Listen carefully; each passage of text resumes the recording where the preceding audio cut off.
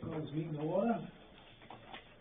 Next thing, review and approve July 8th, 2025 minutes. Move we approve the minutes. All in favor?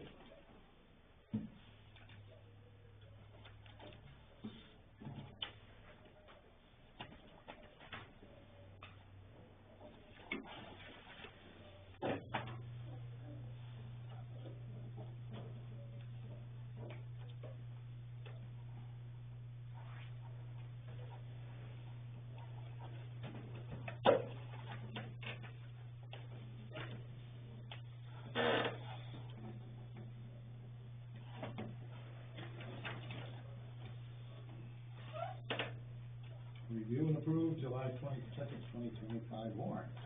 Move we approve the warrants as well. All in favor?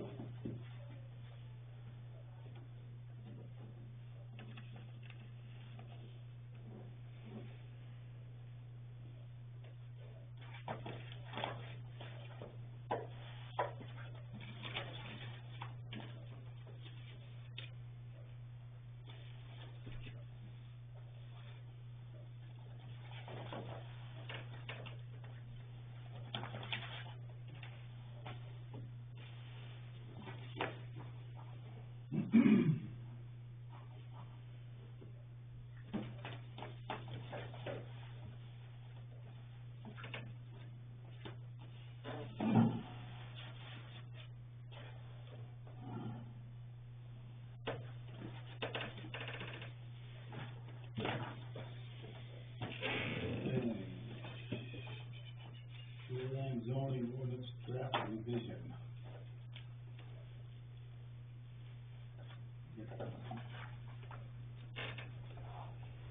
Get our paperwork back from Mike Morris, Dr. Pelago, hopefully I'm saying that right. He did a different overlay, of the shoreline zoning map, so I guess it's up to us to act on it. The planning board as well, to take a look at it and critique. I would suggest expediting the situation. People that were wrongfully denied permits, in my opinion.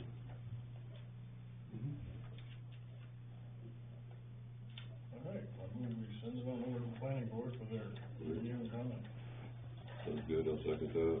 All in favor?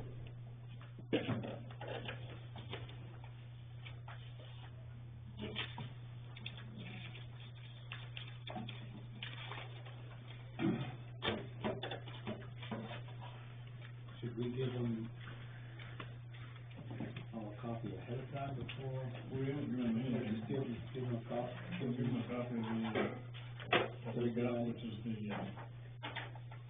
list. Mike Lee has a number of notes that he sent along, some, rationale and reasoning of what we came up with. And then the ordinance itself, which has some, amendments to it, primarily though is to add the, limited residential district. So, Yeah. and make the ordinance and the map agree. There's a number of places where what was defined in the ordinance was less than what the map showed in terms of resource protection areas. That's a large part of why the area that's resource protected is now this, as they suggest, instead of that. It's a huge difference in the restrictions on land use. Good. So we'll Forward it to the planning board. planning board, okay. By email, right? Yeah. River Road paving quote.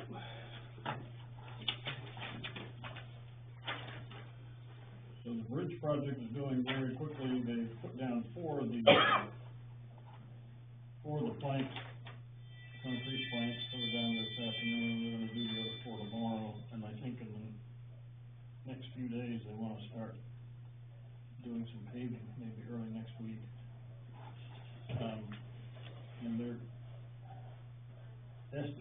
allowing a certain distance to the area that they've disturbed, but, Chris would like to carry the paving up a little bit further.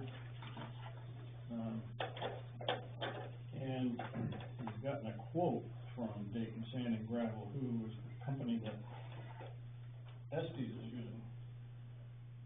And he thinks it's a very good quote, wants to know if we'd approve to do it so that it can all be done at once. The whole road is ready to be finished, so Terry, I think from the Estes end of the road, as you're coming toward the bridge, it goes up the top of the hill. They wanna come down that hill and up the other side, almost to the stop sign there. Okay, over the bridge and. okay. Yeah, down the hill, over the bridge and up the other side. Okay.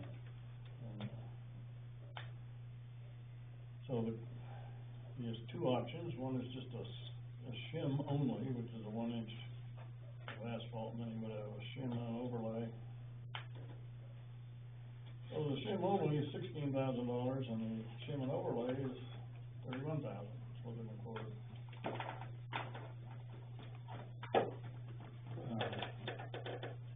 He believes that it's a reasonable quote. No mobilization or anything required, it's just all done in one shot with the contractor. So to get this straight, that comes from like, say, Firefly Lane down to the stop sign? It might be a little bit further, I don't know Further than that. exactly, yeah. But, Kinda maybe where it straightens out after the corner and. I didn't go up the other end to see, but of course, Yeah. up past that, it you know, it deteriorates all Oh, of it. of course, yeah. Yeah, but that would give it a good coverage from the top of the hill down over the bridge and the mountain. So you shouldn't have a lot of washout and stuff.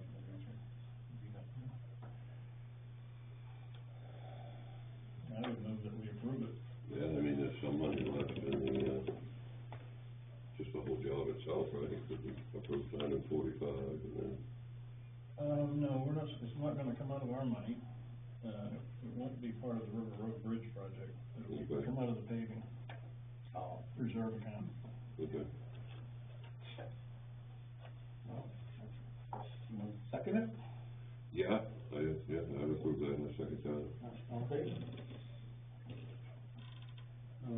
Want me to sign this one, I guess, doesn't matter? you know, Chris, you just wanted to, okay, Are you approving option 1 or 2? 2.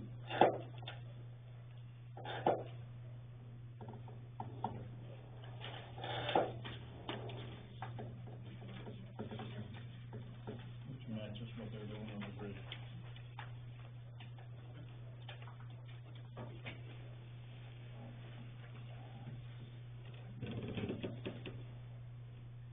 I don't know if you come down and see it, but, that little rain that we had the other day, sent a bunch of water through there. No, I haven't had a chance, I mean, it's, but,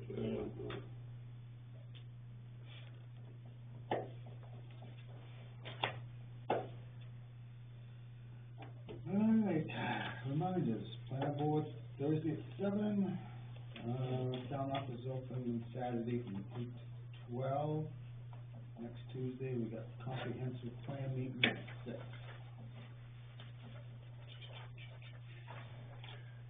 You people are all together, aren't you? What do you have to say? Anything new, or? No, a couple of, I think, maybe loose ends. First of all, I think a lot of great progress was made. Appreciate the focus on that. One thing is when we called the sheriff's office to complain,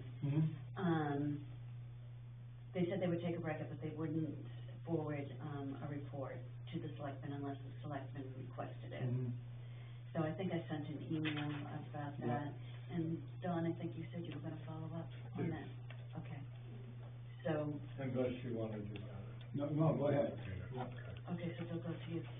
So, and this wasn't really a big surprise, given some of the conversations that we had, but when we mentioned the disorderly, ordinance and told them it specifically, talked about loud noises, music, anything that disrupts, neighbors in the neighborhood, they said they didn't know anything about it. So I was wondering if there was a way that you could communicate to them that it's actually a thing, an ordinance, so that they know that we're not making it up. Right. And then, when I didn't get a call back, I did specifically request a call back, but I know one person that, got a call back. The deputy said, look, it's a legitimate business being operated on private property. You have no grounds to complain. So that's just not true. Probably in their eyes, and it's probably like that, but in our eyes, you do. I mean, we're with him, with Don sending them the violation notice. Right. We're getting the ball rolling again, and we're starting it all over again to fix it. So I think by him doing that, it's a lot easier than trying to go towards the two-story house, because that one takes a longer process to do. Sure, I'm just thinking, the more angles that you have, Yeah. The true picture you'll also get. Yeah. But I'm just concerned that there's misinformation being given when people call. So I don't know if there's a way to, to update the sheriff's office, and. I don't know, did you send them something, Don? I will speak to them first and then send them something to you. Okay. Because, it's private property, that's true, but you can't have a business there without a CUP. Right. You don't have to. That's what we're working But towards. they'll invite them. Mm-hmm. And I will follow up with them and whatever they require. Okay? I mean, maybe this deputy is a fan of burn pads, I don't know, but whatever, it should be more of a neutral, I think, response Right. to people that are calling in a complaint. And then, Pete, did you want to talk about the conditional? Yeah, I was gonna ask about, what's the process then, if you receive that application for a conditional use permit? Are you gonna take input from people that live around there? Oh, yes. There'll be a public hearing before, at some point, yes. Plus, you're encouraged to go to any and all planning board meetings or selecting meetings where that might be a subject. Yeah. Yep. Yeah. Yeah. And then just going back to the sheriff's thing, Peter, the sanctions, you were told. Yeah, this sheriff that called me back, or deputy sheriff, said that he had stopped in there once because of noise complaints, and it sounded like this was a while ago. And he showed him some kind of a form that said it was a sanctioned event that somebody in the town had signed off on, which was the first I had heard of that ever happening. I mean, from this office? I don't know who would sign on something like that. I never have. So that might be something else to clear up with the sheriff's department when somebody talks to them. So look back at your records, make sure there's no sanctioned event on the property. Yeah, nobody's approved that at all. No. That's definitely misinformation. Yeah. So how many $100 fines is he allowed before you take more action? Well, we're not finding them yet. No. He has to give them like at least 3 violation notices. He has to be, Mr. Bennett has to be aware of what he's violating. Okay, he has to give him three notices. After the third notice, he can give him another one if he wanted to. If Don feels like he's making progress, then he may give him another 30 days.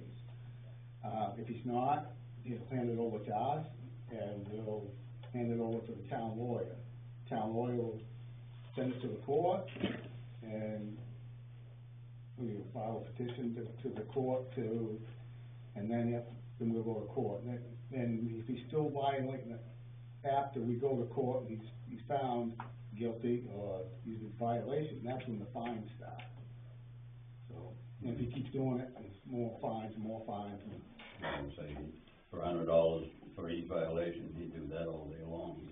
Well, it'd be Make money on $100 it, a you know. day for every, you know, Yeah. if we deemed him as a business, you know, with Yeah. legal wise, then it would be $100 a day, which would add up to Yeah. But he's already 3,000 a making more. month. Oh, it's a day, not just the day that it's occurring, but. No, it's every day you get. And it's retroactive to the first letter, I believe, if it goes to Oh. court and you lose it. Okay, So, it's definitely just. Does that go back then to, the first letter that you issued to him, right? Well, I don't believe he has a letter on file other than the one I sent him on Friday. didn't you give him one way back? I did way back, and he came in and talked to me, Yeah, and we didn't make a whole lot of progress. Right. He felt he had a right to do that regardless, and, because you gave, you ended up, it's while he was in jail, right? And you gave it to his son, and he got it when he got out.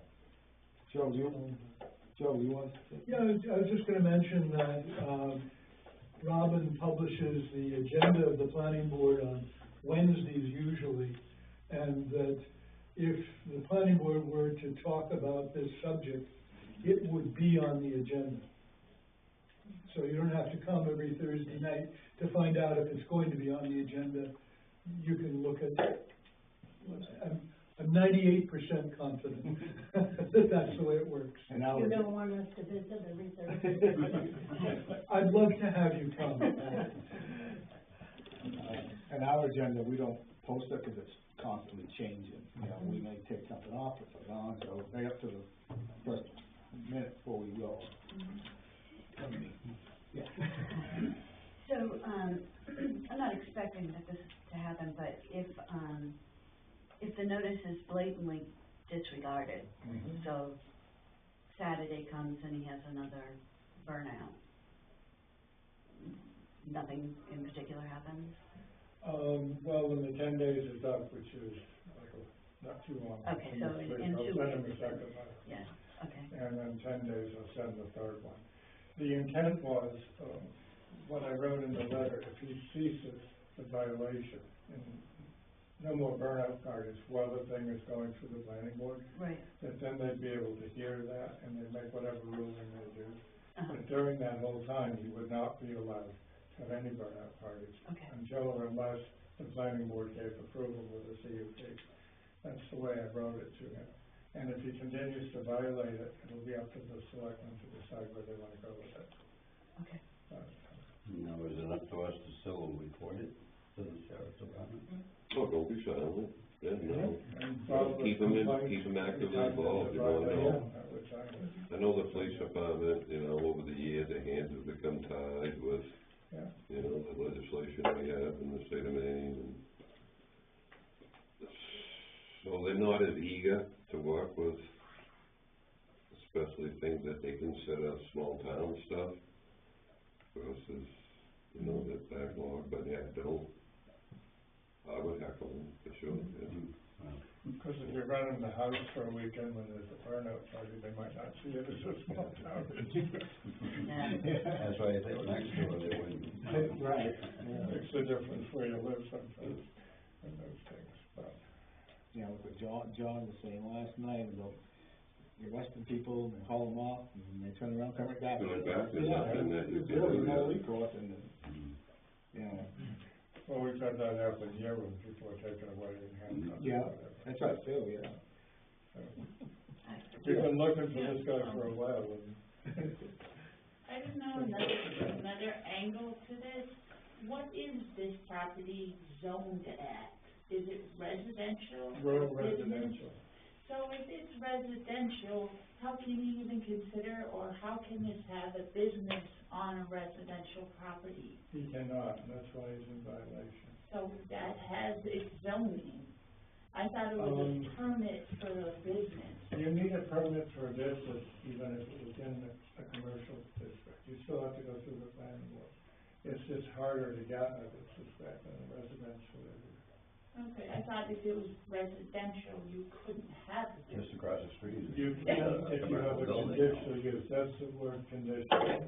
It says if you do these things, yeah, well, then we'll give you a concession and let you have a business, but you've got to prove that you're not going to violate other people's rights. Which is exactly what we went through with the boat storage place, right? Exactly. Okay, good. No, thanks, I just wanted to, I didn't remember us ever saying it from the residential zoning angle. But he's got a number of violations there. That doesn't mean you can't correct them. Yeah. That's up to him, however. He's got to come up and convince the town that what he wants to do there isn't going to infringe on other people's property rights. And that'll be part of the discussion, and it'll get resolved the way. My hope is that he will take the letter seriously and he'll stop doing the burnouts until it gets resolved. That would be the best way to do it. There was none last weekend, none on Saturday, it was a beautiful day.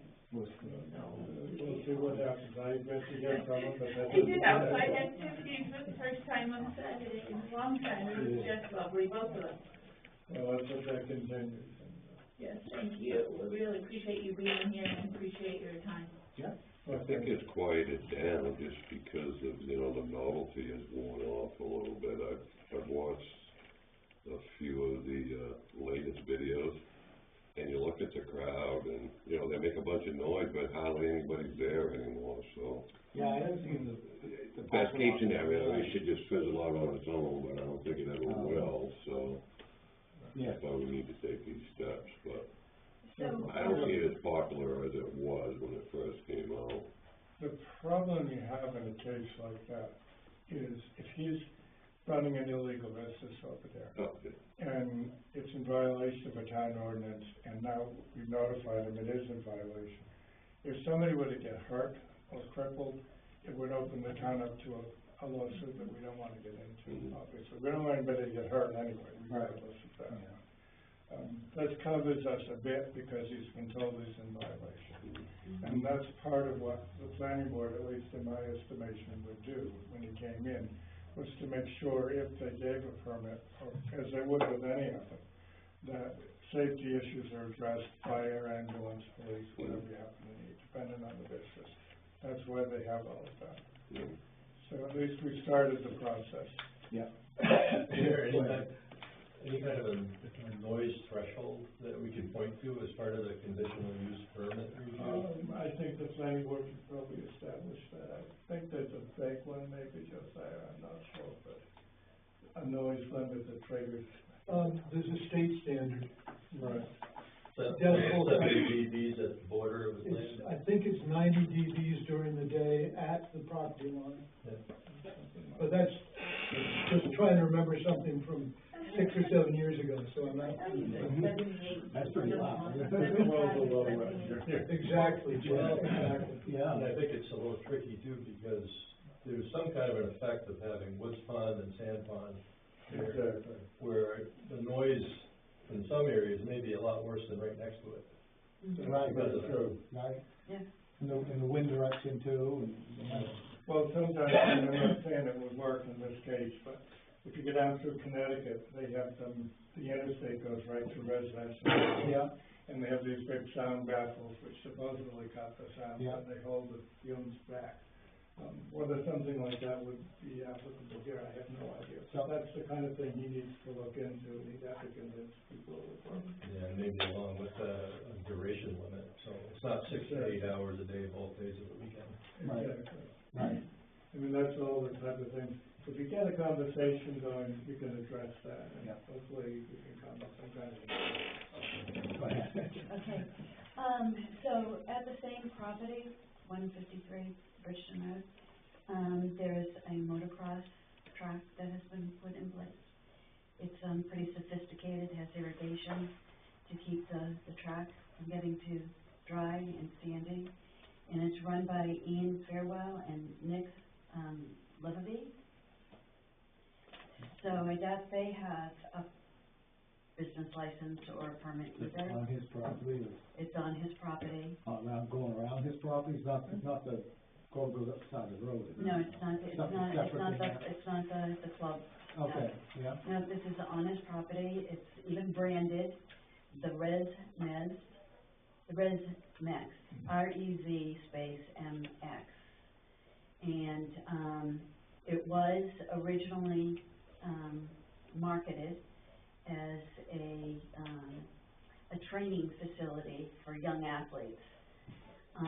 Now it's, I think they're shifting it a little bit, and now it's, a private membership. You have a Shred membership, you're still, you know, a member, you're good, nothing's changing for them. But they're focusing it now more on, more experienced racers. And, also, they said that they have experimented with, and they're gonna go forward with this business model of renting out the space to sponsors. I didn't know anything about that, did you? It's the first I've heard about Yeah. that, but Yeah. certainly that's all gonna get addressed. Yeah. going forward. Mhm. And then I will tell you, and other people can chime in, I think it was I'll have to look at my notes, I believe it was the June 8th. There was some kind of a motocross event there. So again, we could hear it back on the pond, it was loud, though it was more consistent in that, with the burn out, it's loud, and then it gets louder for a period as they're slamming on the brakes and the transmission is going, and the tires are squealing and so forth and so on. This was more of a consistent noise level, but, you know, the bikes, they jump, they rev up, and everything else, so it could be a noise issue, definitely maybe a safety issue, but probably not. They probably don't have a business license for that either. Yeah, They don't from the town. yeah, right. And it's quite, you can, I sent a link to you guys. I saw it. Did you, yeah. So not all of it is taken at that location, some of it are at other meets, but you can see, the building that's on that property, and a lot of the video, so you can see, you know, people, you know, going around, and it's videoed, and there's live music, and, you know, all kinds of stuff, so it's, their goal is to make it the sickest motocross track in the Northeast. So, it's got some plans there. Given the fumes could make us all very sick. That's right. Well, you probably don't get the kind of fumes from that you get from the burnout, but still, it's, you know, if they start having large meets, the noise get bigger, and, I don't know, they're just, Cause it needs looking at. that constant buzzing sound of the Yes, dirt bikes and right, all this stuff, yeah, that could be annoying. yeah.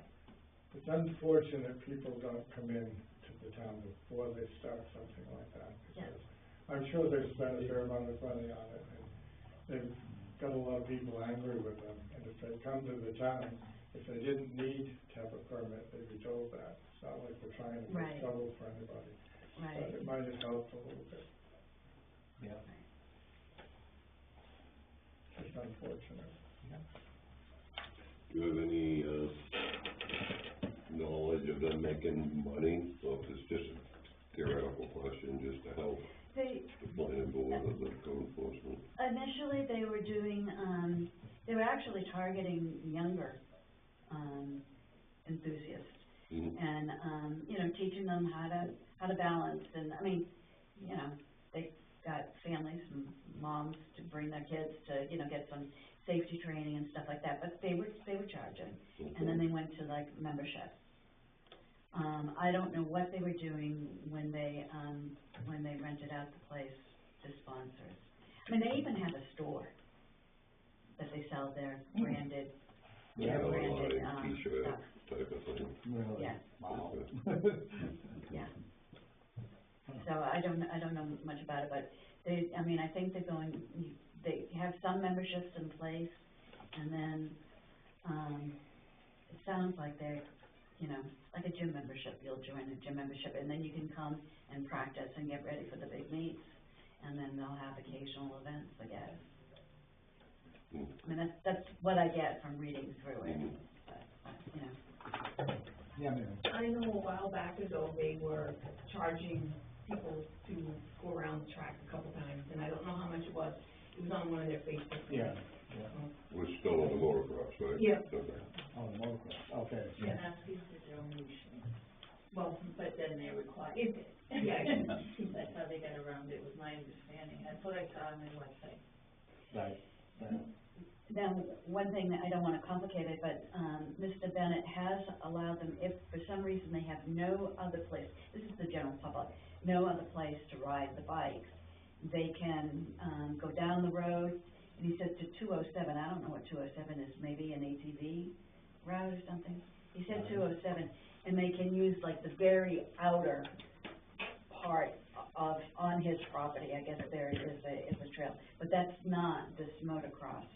This motocross thing it's pretty sophisticated, it's got all kinds of jumps and, you know, uneven terrain and, you know, kind of cross things and, yeah, it's pretty sophisticated. He owns quite a bit of land there. He does, Yeah. he does. We weren't aware of that, so thank you for bringing that up. Any of that kind of information, just drop me an email. Yeah. Put it all in the file, that's fine. Yeah. The more help you give me, the easier it Do is. you want the, I can send you the, how to get into the, Anything like that would be very helpful. Yeah. yeah. I appreciate I it. sent it to you guys, but I can send it to you, Okay, yeah. make it easier. I actually looked them up after you sent that email, and I didn't get near the information you did. Well, yeah, you have to, Yeah, if you read all the way down, you kind of get a little bit of Get a feeling of what an they- evolution of how, right, right. yeah, Yeah, I'm sure you've looked at it way more intensely than I have, so. unfortunately. So we'll keep you updated and, progress and. Great. Can I bring up another question? Sure. Completely separate? Oh. Is the town responsible for paving of 107? No, it's a state. Oh, it's a I know, they're supposed to be doing that this summer. They are. I was told they were supposed to do it last summer, but I think they get out this summer, you know, the state, but. Yeah, I mean, the potholes have been filled in, but it goes off on the slope. Yes, yes, I always ride on the higher end of it, yeah. They don't change the speed limit though. No, well, they don't do the speed limit anyway. Well, it's good to hear it's in their plan at least. Yeah. They plan to put a 5/8 top cover on it. That's it, yeah. Is that right? I guess with all the tarring engineering, they figure that's sufficient, They're not gonna redo the. for one more winter maybe. Yeah, what about the loop-de-loop there? So basically, they will put a Band-Aid on it at some point, Right, yeah. according to what we know. Usually they'll shim it first, and then you know they're getting close to doing it, so. I know my father last year he was disappointed when they striped it down through there, cause that ain't gonna work out this year. I realize, at least I've been told, that they're not supposed to use Sand Pond Road for their living. Yeah. And now with the children down there taking lessons, I was driving home one night, 6 o'clock, and one came down, and there was a lady and a baby in the swim area. If they had come out, You're talking It's ATVs? terrible. The ATVs are coming down? Yes. and they're using the back road that goes up to the mountain. Yeah, yeah, the whole Sand Pond Road is one, yeah. Yes, correct. I wonder if a speed limit sign would help on that road, because there is none. It's Yeah, only there right is. before the beach on the hill, it's not on the residential section of San Pond or beyond. Just, There's yeah. 1 mile an Yeah. hour children playing sign, there should We be have to one check that with the should state for come that. on. The state's the only one that can. Don't I understand it they're only allowed 300 feet on a paved way? There's a certain footage, I think we kind of addressed this with whoever else was in here, as much as we'd like to enforce laws like that, we can't. So again, Cumberland County Sheriff's Department, The other thing is, the ordinance problem crossing. there's no ordinance about, that we can say that we can No, enforce they say speed it's laws. the warden's Oh, the problem. warden, Yeah, oh, they would, Not the okay, sheriff. okay.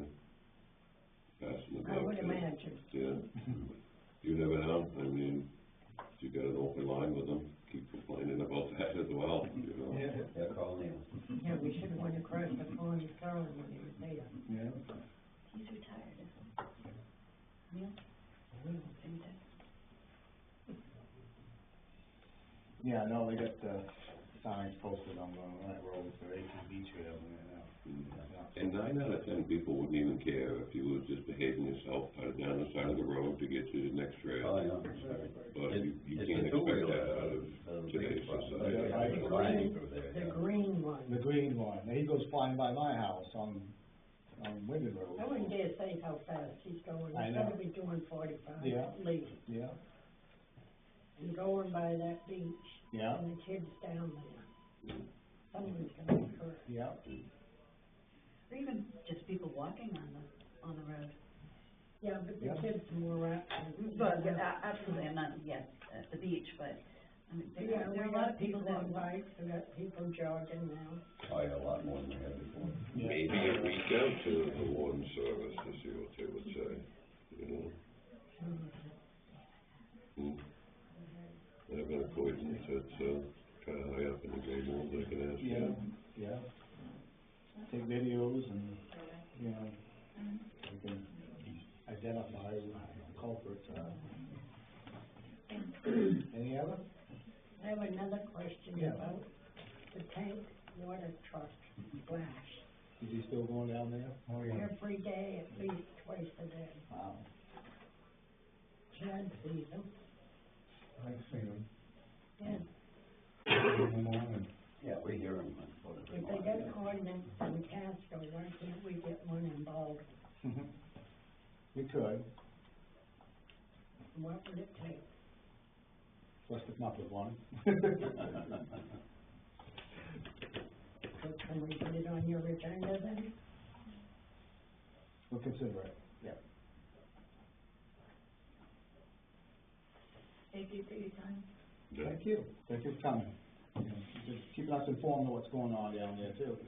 You're our eyes and, so, I think that sign they put down there in the middle of the road at the beach is a good thing. yeah, yeah, I think people slow right down as soon as they see it, yeah, cause there's a bend there. yeah, So, I think that's a good improvement. yeah. So did you get that Lincoln speed limit sign down there? Is that what you're talking about? There's No, it's the somebody made up a crosswalk. wooden sign, stands in the middle of the road. Oh, yeah.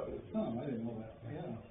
Well, there was one down there before and it disappeared for quite a while. Yeah, 3 weeks later, I think, Yeah, it showed now up there's again. another. Really? And the fence is another big improvement, Yes, and the little ones running on the road. yes. Yep, that's the whole intent of that. Yeah. On the ATVs, do most of the people that are on the ATVs, do they belong to clubs? Yes.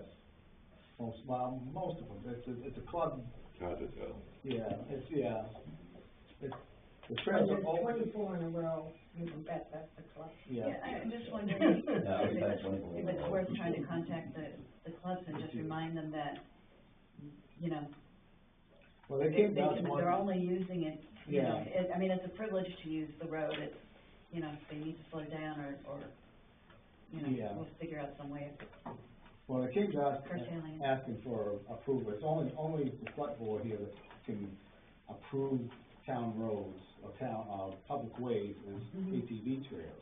Otherwise than that, they're illegal. And you said you didn't approve it? We didn't approve it, because Right. we figured we'd take it to a public hearing first, and get, input from people.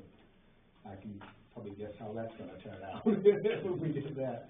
And, and then we'll make a decision on it, so maybe we'll, contact them and have them take the signs down. You were gonna say something? Yeah, I'm here only because, of recent building permits that have been issued on the abandoned portion of Frosty Road. My real concern, especially after this week here, where we've had 3 fires involved in, I don't know if any selectmen have been up there or anybody's been up there. We've had issues, we lived here 51 years now. I issues over that road since day one. We don't have maintenance agreements. We maintain the bottom half that we're getting in and out of to the town portion. So there's no agreement. The road is not wide enough or impassable by 2 vehicles going in either direction. You can, if someone's coming down, the other one has to back up. If someone's going up and the other one's coming down, they have to back up. What would that happen to a fire truck or a rescue? And only second count at that point, and somebody has to back up that road. So we're concerned about more building permits, more people, more traffic going up and down that road. It's a safety concern more than anything else. Well, actually, I was up there because they were putting in their septic system the last couple of days. And the road is very narrow. It's ditched and there's a stone wall on both sides, so it's hard to make it wide enough. Yeah. And it's nothing against the fire department because they do a great job, so don't take me wrong in that. But if there was a fire up at the end, they would have a hard time getting their equipment in and out. And if they needed an ambulance, it would be very difficult. And we had a similar situation when I was here before with the planning board, and we invited the fire chief in, and he gave us a whole lot of good information on that and different things you have to do. We also have, on a private road, you can only have 2 dwellings built, and the one going up now is the 4th. And I didn't issue the permit for what it's worth. I'm not throwing rocks at anybody. I can't explain why it was or wasn't. I don't know. And we're not here to dispute the permit or interrupt their building of it, but we are very concerned, and how many more are gonna go up in there. I mean, at some point, the town's gotta take a look at that. We had a utility vehicle, you know, like, I don't know if it was for the internet or what it was for, but the road's only wide enough for that. So if that vehicle had to move, or it can't turn around, it can't, a fire truck or rescue coming up through there, it's not gonna get by there. And seconds count, patient safety issue. Yeah. And that's another liability issue for the town because our ordinance says differently than what happens sometimes. And if somebody gets hurt, I mean, my biggest concern, I don't want anybody getting hurt. Yeah, right. And like I say, it's nothing against the fire department at all, but they had issues about where they get water and trucking it back and forth. We had practically the whole meeting, I think, wasn't it? So we was in there for quite a while. And it was very enlightening in terms of that. We came up with a plan and it apparently got lost along the way somewhere, I don't know. And when they're burning up there, they have to make sure that they have access to water, correct? That's right. If there's no, that would be catastrophic. Is there a fire book on up there? Well, it's my understanding, and I could be wrong on that, but they assign a certain water source for different sections of town in the event that there's a fire. But they still have to get the water up there. Right. And you have the people responding to a fire, and it's a lot of congestion, there's no place to put the cars. But when you get a burning permit, you have to say, yes, I have access to water. Yeah. To put that fire out if they get started up there. Yeah. If not, they'll be in a lot of big trouble. They have to have a charge guide and all. But I think they're okay, I think they're, you know, removing it, doing whatever they gotta do. Yeah. But I just was, I thought of that, because I could smell smoke, but it could have been just a regular campfire or something. You're concerned about the width of the road and congestion going through. And a fire truck is somebody coming down at the same time, or one of those trucks that have to come in and do utility work. Yeah. You can't get by them. And it's worse in the winter with the snow. Oh, yeah. What triggered it was there was a fire on Bishop Galicia Road. Yeah. And they had a pretty risky situation there. Yeah. And that's why we said there are no more building permits, and yet one has been issued up there, not too far back. But we have to take a hard look at that. I think that's just my opinion. Do we have an ordinance that says a private road?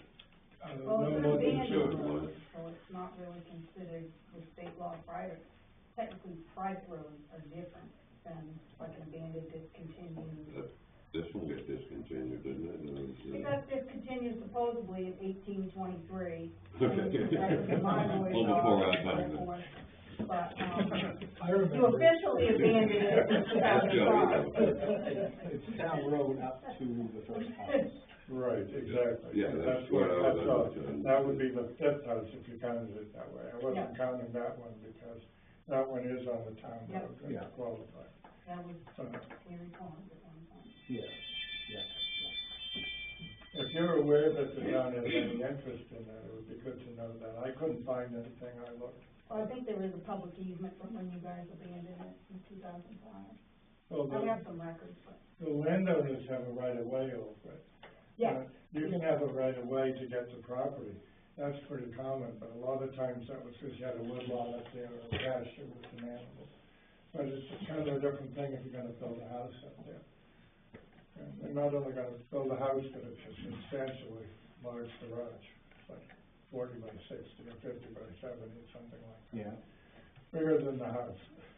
So I don't know what that's gonna involve. There's a, Gotta find out. there's a cemetery on that road too. I guess if you go up far enough. Go up on the left, there's no markers. Oh, Yeah, there is a cemetery up there, Yeah. old one, there's an old foundation up there Yeah. too. Yeah. I used to walk up a lot with Dot on, oh, took me all, Leah used to own all the property at one point, yes, because she knew every inch of it. But, yeah. Anything else? No, no, what's that saying?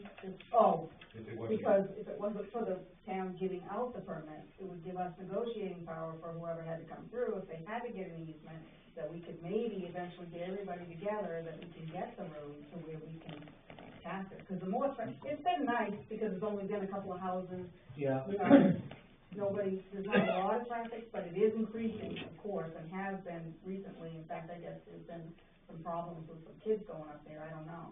But, so it's gonna get harder and harder. Mhm. And it causes problems with neighbors, because Cody's almost right on the road. So if somebody, this is the town portion, if somebody's coming down, you've got a ditch here, you've got Cody's, you have to pull into Cody's, and they're not a fan of it, but unfortunately, that's the town portion, and we have to do, you know, well, you can't, you gotta back all the way back out to the main road to let somebody back through. So, and the more traffic, the harder it's gonna get. Yeah. So it is gonna become a hardship, even for us as neighbors, to try to work through it. Yeah. that's the reason for the no more than two houses on a road, Yeah. to try to avoid it. As you pointed out, it's difficult after the fact to get people for free. Yeah, oh no, it's been a nightmare all the way around, but even from, we had to get easement to even build, we're the first house on that private section. So we have 60-foot wide right-of-ways from all 3 or 4 neighbors at the time, Bondy, David, Gaston, and whoever they were up there, for ours, but after us, it's been a little bit difficult, so. Okay.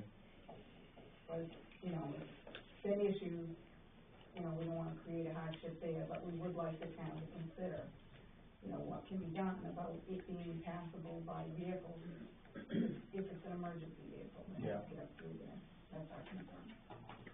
And I did address that in 1996 with the selectmen, but nothing came out of it about, and that was back when Carter got his. Oh, yeah, yeah. Yeah.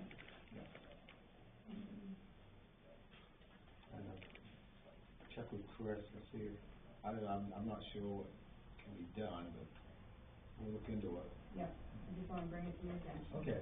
At this point, it's hard to do a lot about it. Yeah, I would think so. So, you know, everybody has a different interpretation. I'm not throwing rocks at anybody, but there are reasons why we have some of those things in the ordinance. Yeah. I think we're covered, we just have to make sure that it's understood a little more clearly. Yeah. All right. Anything else? That's it for me. Let's see, Bruce, you got anything? Nope. Mary Ellen? Chad? Nope. Yeah. We had, earlier this summer, we had a person coming down the beach without no sticker, and, she said, you give her permission to go swimming. I did. No, well, not, no. We decided that if they come down here and they can prove that if they're residents, they can go. But they have, next time they come here, they have to have a sticker. You ain't gonna be able to keep track of it, but it's got a free ride. Yeah, for the first time. But, Because a lot of people did that and got upset because they couldn't get on with their taxpayers and they. well, they should be, If they show they had proof of residence, then they may have, they just have to have a sticker next time. then why are you guys paying us be down there? I thought we were watching them, watching people come in They and have have a license tickets. plate number down, Chad. But you let one ride, That should be in your incident report. This person came down and they didn't have a sticker, I gave them a pass, put the license plate number down, then the next time they come down, you say, no, you can't, because you're supposed to have a license sticker. you let one ride, you let them all ride. You just gotta let them have, they gotta prove that they're. But the thing is we've had this sticker thing for how many years? And if people can't get the sticker, then why should they, why should they go down to the beach? We go through this every single year, and it's like, you put something on the Facebook page, you put, put something in the shopper's guide, and you still get the same ones every single year that complain, oh, I didn't get a sticker, so why are we paying Chad if you guys are gonna let anybody go down? We don't let anybody go down. If it's during business hours, they're supposed to be directed to the girls in the town office to buy a sticker. And people come in all day, Mary Ellen. They come in with their little kids, they have a piece of candy and they buy a sticker. So the process does work the majority of the time. You're always gonna have a bad apple. But the point is, if it's a weekend, or after hours, a Monday afternoon when the town office is closed, then rather than being confrontational with people on the beach, it's best to say, okay, this is the town policy. Usually it's, yes, there might be one or two bad apples that are from Baldwin, but most of the time, historically, it's people that are from surrounding towns. And they just need to be told, okay, this is the town's policy. If you come back again, we have to see a sticker. And yes, there should be documentation of the license plate. Chad can come in at any time, the other gentleman does, with a list of plates. Are these people Baldwin residents? Have they come in to get a sticker? And it's quite effective. Well, to prove they're Baldwin residents, all they gotta do is show their registration, right? They could at the time, if somebody wants to look at the registration. That's one way of doing it, but they still need a sticker. Right. So it's good for the beach attendant to document that particular plate number and follow up on it is all. But you advertise it in the shopper's guide, you put it, you put it on the website, and it's on Facebook. And if people don't get the sticker, then they shouldn't be on the beach. My neighbor I know. doesn't usually go down there. We usually go, I think, up to Naples, but he had his kids I remember there. last year. Yeah, and he was quite upset because he couldn't get on the beach, but he's a taxpayer in the town. So that's why we kind of reconsidered the whole thing. Okay, show them proof. You get down there, you gotta slide for one day. But you have your rules, and you're making the rules and then you're breaking the rules, so it's like. No, we're not. Yeah, you are. When, when you say that you have to have the sticker, and then you're letting one person, Slide for one day. Does it happen very often? You seen your dad Baldwin apples? What you guys supposed to do then, go look. At the last beach committee meeting we had, we discussed that problem. Mm-hmm. and it was said that you would write down their plate number and their name, and let them have this one time to be there. And the next time, then they'd be asked to leave if they didn't have the sticker. Right, because what was happening is it was becoming very confrontational. By kicking them out right then and there, it was becoming way too confrontational, and we had more issues about having a beach attendant that was harassing people on the beach. So this was the more diplomatic approach, and it has worked, because I've been here since 2019. I started on that side of the office selling beach stickers. So, I can tell you that the beach is a real pain in the tush, that and taxes, as far as the town's concerned. You wouldn't think that something that's supposed to be pleasurable like that causes so much trouble, but it really does. And, but this year it really hasn't been bad. We're halfway through the season, I would say. So I think, that approach is overall effective. And yes, you are gonna have the bad apples that ruin it for everybody, but that I think is true in many different situations, not just in this particular one. But, yeah, most people do come trotting right in and they buy their sticker, and some, they're people that I've known for many years, and I'm not born and bred here in Baldwin, but I recognize them and know them, and they're like, geez, when do we have to start buying stickers? And the girls will say, well, you know, we've been doing this for a while now, and they're amenable to it. They buy their sticker and off they go with the kids and have a fun day at the beach. But I don't know, it shouldn't be so problematic, but I think at the end of the day we should be more concerned about safety than, you know, arguing with somebody over a sticker. But yes, they do need to have stickers, and they're made aware of it, and I don't think it needs to be a big confrontation, but that's Well, I don't think they should be riding free. I don't think they should be. You're losing money. Well, You're losing money on stickers. Give them one day fair ride. You guys, that's just what you guys will be down there for. Make sure people got their stickers. You're not listening to the people saying, hey, I'm a taxpayer of this town, I should be able to go down and go swimming. You're not listening to that. And we're not paying you to, the townspeople are not paying you to fight with people. Right. Chad, it's about being diplomatic and trying to work it out the best way. If you have people that come back and continue to push it and are argumentative and downright abusive, then that's why we have the sheriff's department. You call them, because at that point they're trespassing if they continue to be argumentative and harassing to you. But, you know, Get that clipboard in your hand that you pawned off on